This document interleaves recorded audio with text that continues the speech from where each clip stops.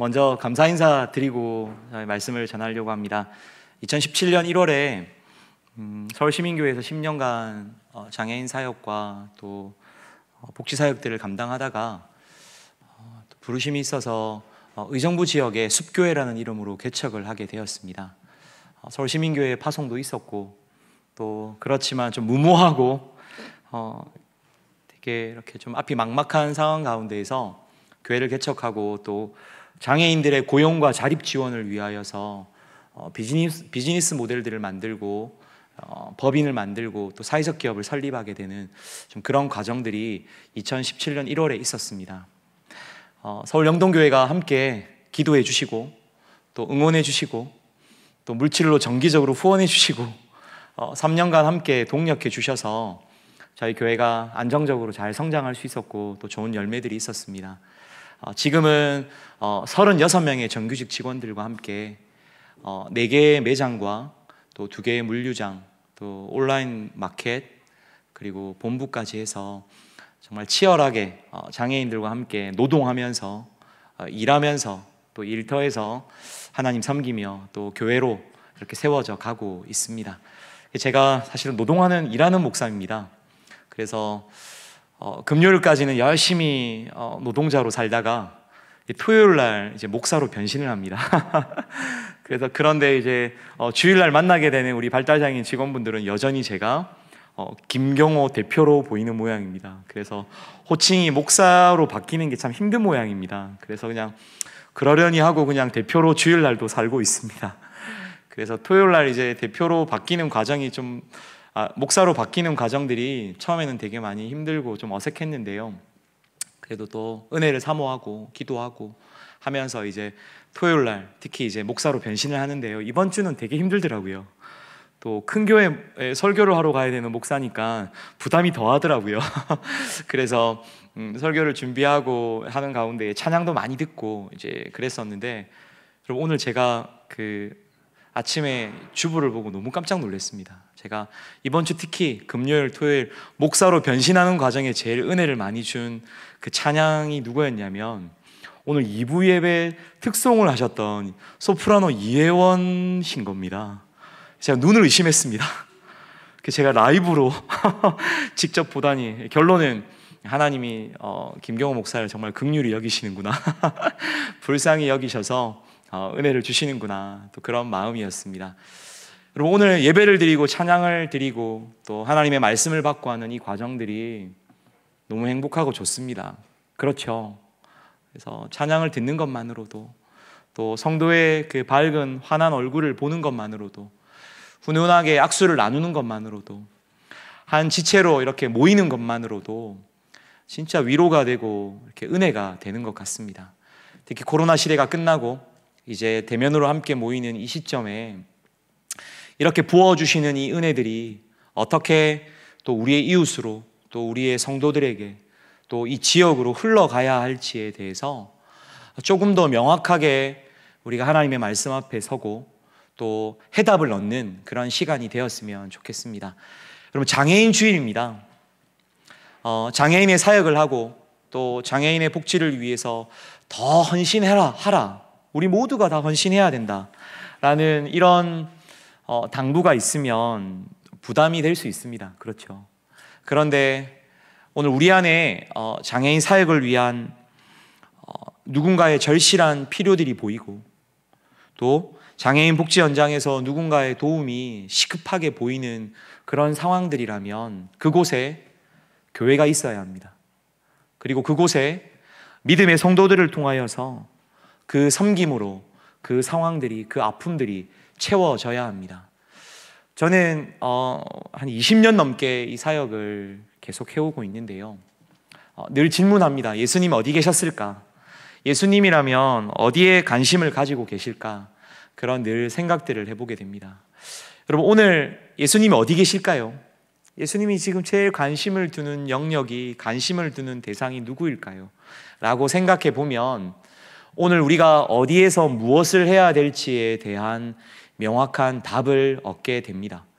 오늘 저는 고린도전서 이 말씀과 후서의 말씀을 통해서 예수님의 마음을 알아가고 예수님의 관심을 확인하고 예수님이 계셨던 그 자리에 우리도 가기를 좀 결단하는 시간이 되었으면 좋겠습니다.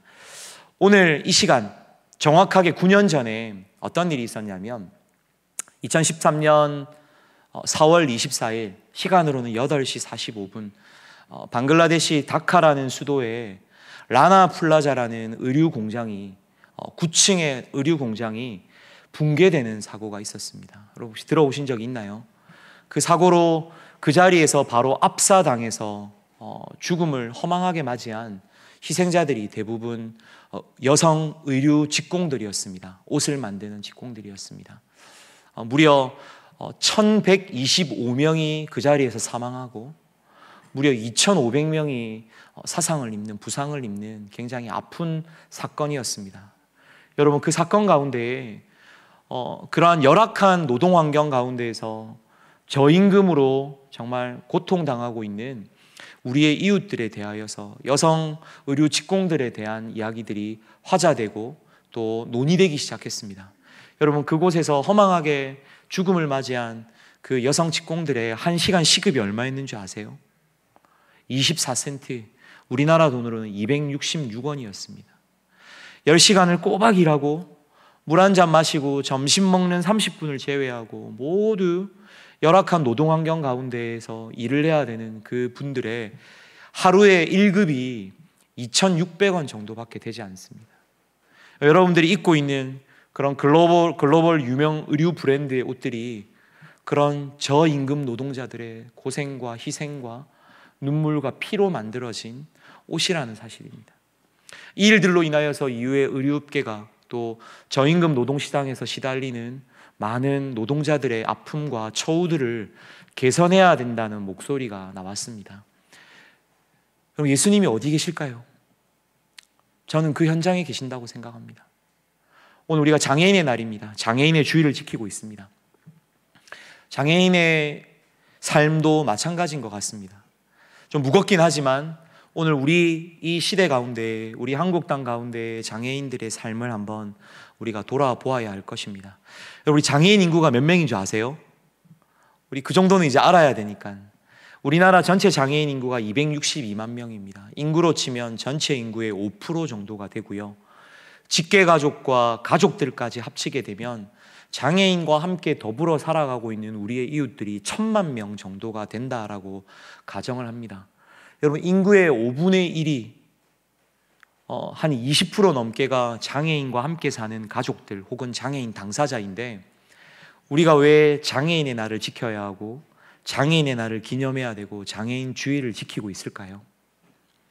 아직도 장애인들이 오늘 우리의 가족 안으로, 우리의 이웃 안으로, 이 사회 안으로 함께하고 있지 못하다라는 증거이기도 합니다. 여러분 발달장애인들이 24만 명입니다. 성인 장애인들을 18만 명 정도로 보고 있습니다. 오늘 우리가 영상으로 보았던 사랑부의 우리 형제 자매들을 보니 이제 학생이 아닙니다. 36주년을 맞이한 사랑부가 장성한 아들로, 장성한 청년으로, 장성한 장년으로 이제 성장시키고 이제는 교회의 한 구성원으로 함께 살아가야 하는 중요한 숙제를 안고 있습니다. 직업 현장도 마찬가지죠. 여러분 생존하기 위하여서 이 땅 가운데에 정말 내가 살아있음을 증명하고 또 지역사회 안에서 행복하게 더불어 살아가기 위하여서 직업을 가진다는 것은 우리의 생존과도 직결되는 일입니다. 그런데 이 사회가 장애인들을 고용하지 않습니다. 그래서 제도로, 법으로 우리나라는 정말 선진국에서 손가락 안에 들어갈 만큼 좋은 제도와 법들을 만들어 놓고 있습니다. 장애인들을 위해서. 너무 감사한 일이고요. 또 자랑할 만한 일입니다. 근데 법을 지키느냐 마느냐는 별개의 문제죠. 장애인을 고용하기 위해서 안정적인 직무와 직장들을 만들어주기 위해서 장애인 의무고용 제도를 만듭니다. 국가는 100인 이상의 기업이 장애인을 의무적으로 3.1명을 고용해야 됩니다. 근데 고용하지 않으면 어떻게 되냐면 벌금을 무는데요. 한 사람의 최저임금을 200으로 계산하면 세 사람을 가정했을 때에 600만 원, 1년으로 치면은 거의 7,200만 원 정도의 벌금을 기업이 내고 있습니다.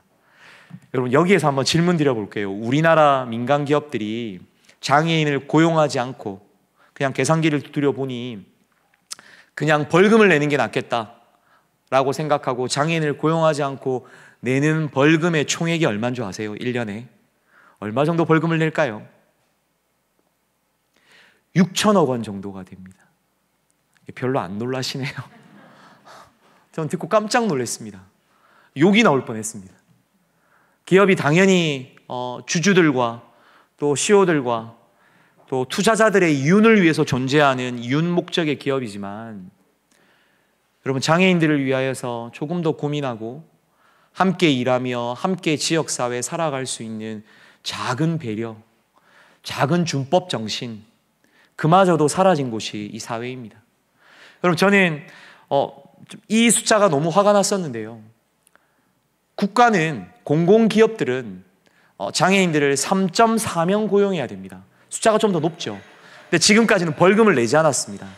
그런데 지금 정부가 장애인을 조금 더 적극적으로 고용하고 함께 살아가야 된다라는 그런 공감대 아래에 정부도 벌금을 내겠다라고 약속을 했습니다. 그래서 2020년 처음으로 벌금이 부과되었는데요. 장애인을 고용하지 않아서 공공기관, 우리나라의 1037개의 공공기관이 낸 벌금이 얼마일까요, 여러분? 너무 궁금하지 않나요?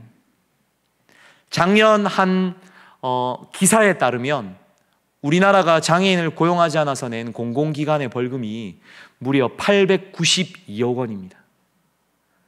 여러분, 국가도, 기업도, 우리 지역사회도 장애인들과 함께 살아가려는 어떠한 노력도 수고도 헌신도 하지 않습니다. 정부는요, 주어진 예산 안에서 그렇게 잘 사용하면 됩니다. 지역사회는요, 자원 동원 가능한 물리적인 자원을, 그 제한된 자원을 잘 사용하기만 하면 다 했다라고 이야기를 합니다. 그럼 우리 교회는요? 우리 성도들은 얼만큼 해야 될까요? 우리 교회는 36년이나 장애인 부서를 섬기고 있습니다. 오늘 열심히 후원하고 섬기고 있습니다. 그런데 어디까지 얼마만큼 해야 될까요? 그럼 제가 여러분들에게 지금 묻고 있습니다. 근데 2부 예배에서는 저기 한쪽 편에서 권사님 정도 되시는 성도님이 이야기하시더라고요. 천국 갈 때까지 책임져야 됩니다. 그 이야기 하시더라고요. 사실 오늘 이 본문의 정답이 바로 그 권사님의 대답에 있습니다. 그럼 오늘 우리 교회와 또 저희 기업과 또 함께하는 우리의 이웃들이, 발달장애인 형제 자매들이, 우리 장애인들이 이 지역사회 안에서, 우리 교회 안에서 배제되지 않고 분리되지 않고 점점 멀어져서 헤어지지 않고 우리 교회 안에서 같이 함께 늙고 주님 부르실 때까지, 천국 갈 때까지 함께 사는 것이 오늘 우리에게 주신 예수님의 명령이기도 합니다. 예수님의 관심이 어디에 있느냐? 예수님이 지금 어느 자리에 있느냐? 예수님은요, 오늘 우리와 함께 하시기 위해서 이곳에 오셨습니다. 예수님의 관심은요, 오늘 자매가, 오늘 형제가, 장애인 당사자가, 그 가족이 오늘 나와 함께 하느냐에 관심이 있습니다. 요한복음 17장 말씀해 보게 되면, 아버지여, 아버지께서 내 안에, 내가 아버지 안에 있는 것 같이 그들도 다 하나가 되어 우리 안에 있게 하사 세상으로 아버지께서 나를 보내신 것을 믿게 하옵소서라고 이야기하고 있습니다. 예수님의 관심은요, 오늘 저와 여러분들이 하나 되는 것입니다. 함께 하는 것입니다. 헤어지지 않고, 단절되지 않고, 분리되지 않고 함께 동등한 위치에서 살아가는 것입니다. 그 일들을 위해서 예수님이 이곳에 오셨습니다. 여러분, 장애인 주일은요, 바로 오늘 우리의 이웃을 확인하는 날입니다. 오늘 우리가 누구와 함께 살아가야 할지에 대하여서 고민하고, 누구와 함께 살아가야 할지에 대하여서 오늘 우리가 확인하고 또 헌신을 다짐하는 시간들인 겁니다. 여러분, 예수님께서 어떤 대가를 치르셨느냐? 우리와 함께 하시기 위하여서 가장 낮은 자리로 오셨습니다. 오늘 고린도후서 8장 9절 말씀해 보게 되면, 우리 주 예수 그리스도의 은혜로 말미암아 부요하신 이로써 너희를 위하여 가난하게 되심은 그의 가난함으로 우리를 부요하게 하려 하심이라 라고 말씀하고 있습니다. 여러분, 예수님이 오늘 우리와 함께 하시기 위해서 어느 정도 하셨냐고요? 절대적인 부요함을 가지신 예수님께서 오늘 이 땅 가운데에 육신의 몸을 입고 오셨습니다. 그리고 그 인간들 가운데에서도 가장 낮은 자리에 오셔서 어떻게 해요? 죽기까지 복종하셨고 바로 그 사랑이 십자가에서 죽으심으로 완성되었다라고 빌립보 말씀이 우리에게 말씀해 주고 있습니다. 목사님, 그럼 우리가 어디까지 해야 되나요? 죽기까지 해야 됩니다. 여러분, 너무 부담되는데요? 너무 높은 수준 아닌가요? 이건 그냥 단순히 말씀으로 끝나야 되는 게 아닌가요?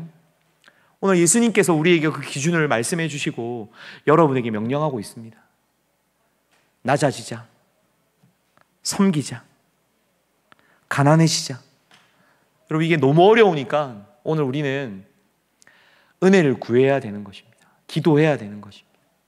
날마다 하나님 말씀 앞에 서야 하고, 날마다 오늘 내 안에 일어나고 있는 이기적인 마음들, 욕망들, 욕심들, 내 안에 숨기고 들키기 민망한 죄악들을 위해서 끊임없이 싸워야 되는 것입니다. 여러분, 예수님의 은혜를 경험한 사람들은요, 오늘 내 안에 새 생명이 자리 잡아서 새롭게 살아난 성도들은 그때부터는 살기 위해 사는 인생이 아니라 죽기 위해 사는 인생이 되어야 합니다. 그것이 예수님이 오늘 우리 가운데 보여주신 기준입니다. 행복하지 않아도 됩니다. 부요하지 않아도 됩니다. 우리 인생들을 통하여서 예수 그리스도의 그 부요하심이 지극히 낮아지심으로 말미암아, 가난해지심으로 말미암아 오늘 우리를 부요케 하시는 그런 하나님의 은혜를 우리가 확인하고 흘려보내면 되는 것입니다. 사람다운 삶을 살도록, 인간다운 삶을 살도록, 오늘 우리가 더불어 함께 살아갈 수 있도록 힘써 섬기고 사랑하고 수고하고 주님 사랑 실천하라고 오늘 우리 안에 은혜를 주시는 것입니다. 예배의 자리로 우리를 초대해 주시는 것입니다.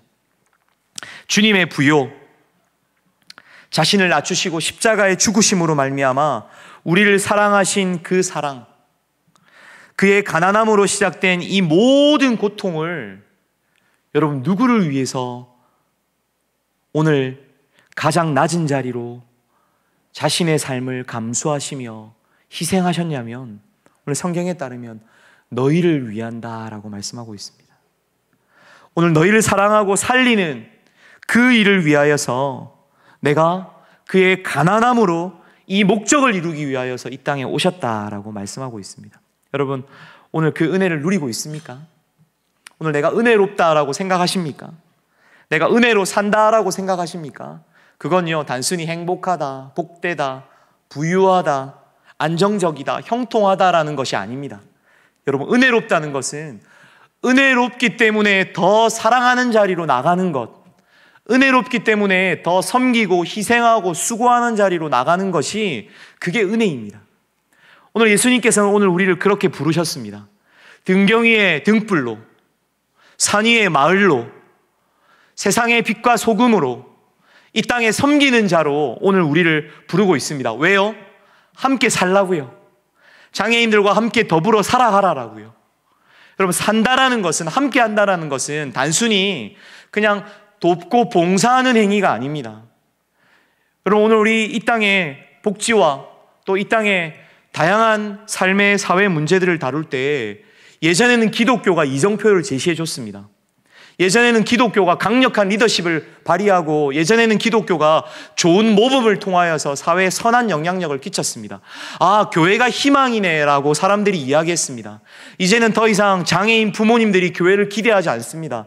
이 땅에 취약한 우리의 이웃들이, 가난한 자들이 교회를 향하여서 소망을 두지 않습니다. 그런데 여러분, 교회가 대단한 일들을 했습니다. 여러분 아시죠? 산업혁명이 시작되었을 때 영국에 엄청난 자본들이 들어갔습니다. 산업이 발달하고 도시에 엄청난 많은 사람들이 모이기 시작했습니다. 여러분, 그런데 그 산업의 중심에서 희생당하고 노동이 착취당했던 사람들은 여성과 어린이들이었습니다. 사회 보고서를 보게 되면 심지어 최연소 아동 노동자가 4살이었습니다. 하루에 16시간을 일하고요, 30분의 휴식을 제외하고는 10시간, 16시간 내 노동에 시달렸습니다. 보고서에 따르면 그 노동인구들의 평균 수명이 18세에서 20세 정도 되었다고 합니다. 여러분, 그때 우리 기독교가 뭐 했는지 아세요? 주일학교를 했습니다. 말씀 가르치기 위해서 한 게 아니라 어린아이들을 좀 쉬게 하기 위하여서, 어린아이들을 살리기 위하여서, 노동 가운데 착취당하고 있는 이 어린아이들의 문제를 회복시키기 위하여서 주일학교를 시작했습니다. 여러분, 우리 기독교가 그런 기독교입니다. 여러분, 이 시대가 복지국가로 갈까요? 많은 기독교인들이 어렵다라고 이야기합니다. 왜 그럴까요? 기업을 위해 존재하고, 개인의 부를 위해 존재하고, 정부는 점점 작은 정부가 되어져 가고, 복지 예산이 만들어지지 않는 이러한 사회 구조 속에서 보편적 복지는, 모두가 만족할 만한 복지가 어렵다는 것입니다. 그럼 북유럽은 왜 그런가요? 북유럽은요, 100년 전에 모든 국민들이 기독교 문화 아래에서, 기독교 정신 아래에서 모두가 합의된, 100% 합의된 그런 정서와 정책 아래에서 복지국가가 시작될 수 있었던 것입니다. 그럼 그게 기독교였기 때문에 가능했던 거죠. 지금 이러한 대안으로 사회적 경제를 이야기합니다, 여러분. 저는 사회적 경제 영역에서 장애인들과 함께 치열하게 일하고 노동하면서 사는 사람입니다. 근데 사회적 경제가 우리나라에 들어온 지가 이제 10년이 다 되어져 가는데요, 3,000개 이상의 사회적 기업들이 이 지역사회에서 국가가 해야 될 일들을, 지역사회가 해야 될 일들을, 교회가 해야 될 일들을 열심히 돈 벌면서 열심히 사회 문제들을 해결하고 열심히 장애인들과 취약계층들을 섬겨나가고 있습니다. 그런데 막상 들어가 보니까요, 여러분, 이 사회적 경제의 중심의 핵심 리더십들이 누군지 아세요? 대부분 크리스찬들입니다. 공모사업에서 만나서 당선되어서 아유 반갑습니다, 반갑습니다 한번 인사를 하는데요, 금상, 장려상, 최고상을 받은 모든 대표들이 만나서 차를 마시는데 알고 봤더니 감리교 목사이고 고신 목사이고 통합측 목사인 겁니다. 나중에 너무 웃겨가지고 서로 허허 웃으면서 헤어졌습니다. 여러분, 너무 자랑스러운 일이죠. 오늘 이 사회 안에서 누구보다도 수고하고 누구보다도 헌신하고 누구보다도 희생하는 사람들이 우리 크리스찬들입니다. 왜 그럴까요? 기준을 정해주시는 예수님의 자리가 오늘 우리의 행동을 결정하기 때문에 그렇습니다. 어디까지요? 죽기까지 해야죠. 발달장애인들 어디까지 책임질까요? 그냥 주일학교 정도면 되지 않을까요? 아니요. 오늘 주일학교에 우리 형제 자매들이 이제는 이 교회의 집사가 되고 성도가 되고 장로가 되고 권사가 되어서 함께 신앙생활하고 함께 우리의 가족으로 살아야 되는데, 주거의 문제가 해결되지 않고 직업의 문제가 해결되지 않고 먹고 사는 문제가 해결되지 않으니까 계속 교회를 떠나는 것입니다. 강남을 떠나고 서울을 떠나고 경기도를 떠나고 시골로 헤어지게 되는 것입니다. 여러분, 이 문제들을 그냥 부모의 문제로 취급하시겠습니까? 오늘 우리의 문제로 취급해야죠. 4월 19일 날 여러분, 장애인 부모연대가 시위를 했습니다. 청와대와 다음 정권의 인수위원회 앞에서 시위를 했는데요, 삭발식을 했습니다. 여기에 혹시 그런 분들이 계신가요? 부모님들이 500명이 넘게 눈물을 흘리며 삭발식을 했습니다. 그러면서 이 사회에 요청했던 메시지가 무엇이냐면 24시간 지원 체계를 구축해 달라는 것입니다. 발달장애인들이 돈을 좀 더 달라는 게 아닙니다. 그냥 부모가 아니어도, 부모의 사후에도 내 자녀가 이 지역에서 살고 이 동네에서 살고 이 교회에서 신앙생활을 할 수 있도록 24시간 지원할 수 있는 체계를 국가가 좀 고민해 달라는 겁니다. 여러분, 그 목소리를 삭발을 하면서까지 이 사회에 알리고자 하는 부모님들의 마음이 좀 느껴지시나요? 오늘 우리 교회가 그것을 본다면 어떻게 해야 될까요? 죽기까지 우리의 가족으로 여기고 함께 해야죠. 여러분, 저는 오랜 동안 사역을 하면서 나름대로 좀 가지고 있는 저의 신조가 있습니다. 그 신조가 무엇이냐면 끝까지 하고 생색내자는 것입니다. 이 마음을 제가 놓는 순간에 이 정도면 되겠지, 이 정도면 되겠지, 이 정도면 되겠지라는 마음들이 드는 겁니다. 막상 개척을 하고 또 이 사업을 계속 진행하다 보니까 이 끝이 없는 겁니다. 처음에는 2명에서 시작했는데 10명이 되고 20명이 되고 30명이 되고 40명이 되니까 그냥 마음에 부담이 오는 겁니다. 이거 언제까지 해야 되나? 그런데 주님께서 우리에게 말씀하십니다. 내가 한 것만큼 하라고. 여러분, 제자들이 고민하고 있습니다. 예수님이랑 한참 3년 동안 예수님을 따라다니면서 예수님의 자리, 예수님의 역할, 오늘 우리에게 부르시는 예수님의 명령에 대해서 들었는데 마지막 순간에 고민하는 겁니다. 어떻게 하면 큰 자리 하나 얻을 수 있을까? 어떻게 하면 좀 인정받고 리더십을 발휘할 수 있을까? 서로 고민하는 것입니다. 다투는 것입니다. 예수님이 그들에게 비유의 말씀으로 이렇게 말합니다. 앉아서 먹는 자가 크냐? 섬기는 자가 크냐? 나는 섬기는 자로 너희 중에 있노라. 너희는 어떻게 할래? 지금 예수님이 오늘 우리에게 묻고 있습니다. 여러분, 앉아서 먹는 자리에 있겠습니까? 아니면 섬기는 자리에서, 낮은 자리에서 사랑하고 수고하고 희생하고 가난한 자리에서 여러분들이 하나됨을 이루어 가시겠습니까? 오늘 저와 여러분이 이 예수님의 자리를 기억하고 좀 끝까지 하고 생생낼 수 있었으면 좋겠습니다. 제가 이 이야기 했더니 한 목사님이 저한테 그 이야기 하시더라고요. 목사님, 저랑 좀 비슷하네요. 목사님은 인생의 원칙이 무엇인가요? 저는 다 쓰고 죽자입니다. 그 이야기를 하시더라고요. 여러분, 예수님께서 그렇게 사셨습니다. 오늘 우리가 할 수 있는 건 정말 쉽죠. 오늘 저와 여러분들이 그렇게 섬김의 자리에서 예수님의 자리를 선택할 수 있기를 바랍니다. 우리 고린도전서 12장 말씀에 보게 되면요, 몸을 고르게 하시는 하나님의 역사가 나옵니다. 모두가 아름다워집니다. 여러분, 그런데요, 몸을 고르게 하시는 그 일이 어떻게 이루어지냐면 부족한 지체에게 귀중함을 더하사 몸 안에 분쟁이 없고 모든 지체가 서로 돌보게 하려 하심이라 라고 그렇게 말씀하고 있습니다. 그럼 오늘 우리의 섬김을 통하여서 몸이 고르게 되어지고, 오늘 우리의 골격들이 메꾸어지고, 아름답지 못한 지체들이 아름다워지고, 우리 몸 안에 아픔이 없고 분쟁이 없고 슬픔이 없고 나눔이 없고 슬픔이 없는 우리 모두가 서로를 돌아보며 한 가족 이루어가는 이 나라가 하나님 나라임을 오늘 성경이 우리에게 가르쳐주고 있습니다. 우리 사랑부 형제 자매들과 이 지역의 수많은 가난한 자들과 연약한 자들과 소외된 자들과 장애인 당사자들과 여러분, 몸을 고르게 하시는 역사가, 부족한 지체에게 귀중함을 더하는 역사가, 몸 안에 분쟁이 없고 아픔이 없고 슬픔이 없는 역사가, 각 지체가 모두 다 서로 돌아보며 사랑하는 역사가 오늘 우리 서울 영동교회 안에 일어날 수 있기를 간절히 바랍니다. 여러분, 끝까지 하고 생생낼 수 있기를 바랍니다. 주님 앞에서 다 쓰고 죽을 수 있기를 바랍니다. 오늘 성경의 말씀을 따르면 여러분, 함께하는 것은요, 선택의 문제가 아닙니다. 함께하는 것은요, 오늘 마땅히 우리가 해야 될 일입니다. 그것은 하나님이 오늘 우리를 지으신 목적에 순응하는 것입니다. 하나님으로부터 본래 만들어진 원리대로 사는 인생이 예수님의 자리에서 사는 인생들인 것입니다. 섬기고 함께 사랑하며 그렇게 사는, 또 단순히 남을 돕는 행위가 아니라 내가 당연히 하나님의 법대로 사는 그 인생이 디아코니아를 실현하는 일이고요, 섬기는 자로 사는 일입니다.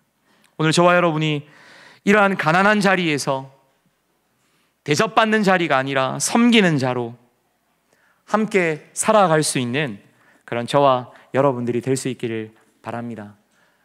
오늘 내 마당이 아니라 내 마당과 그리고 내 삶과 내 인간관계 안에와 나의 영향력이 끼쳐지는 오늘 우리의 이 영역 안으로 예수님을, 연약한 자들을 초대하셨습니다.